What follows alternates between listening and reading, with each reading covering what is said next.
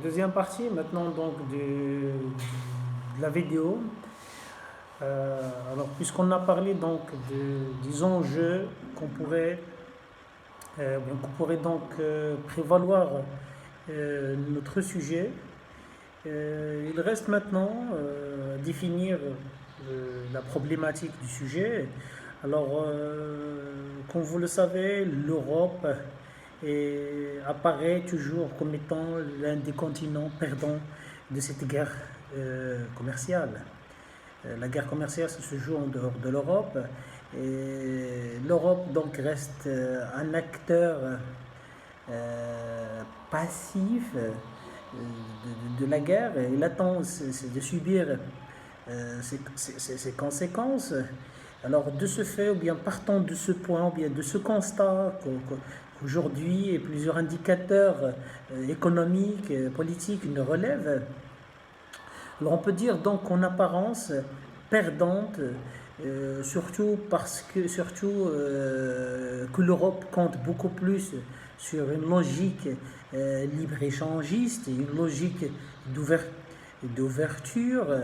Alors, donc un changement d'attitude lié au mécontentement des peuples pourrait-il permettre à l'Europe de moins subir la guerre économique mondiale?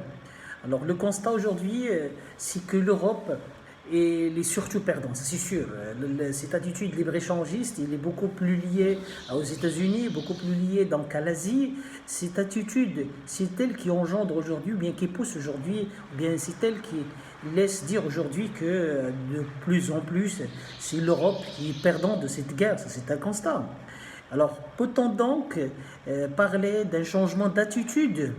Lorsqu'on dit changement d'attitude, je parle de changement de stratégie, je parle donc de changement politique, je parle donc de révision des stratégies européennes en matière donc de l'ouverture. Alors, peut-on dire qu'un tel changement pourrait permettre à l'Europe de se prémunir ou bien donc de faire face à une telle guerre commerciale? Alors voilà donc la problématique. Alors si j'aimerais bien la résumer en quelque sorte, on peut dire que certes l'Europe aujourd'hui apparaît de plus en plus le continent le plus perdant dans cette guerre commerciale.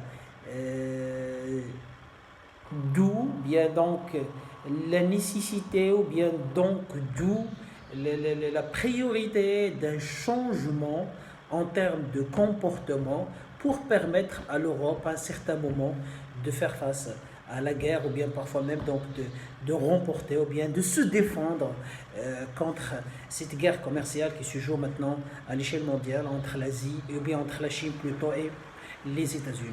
Alors, pour notre plan, on peut envisager un plan en trois grandes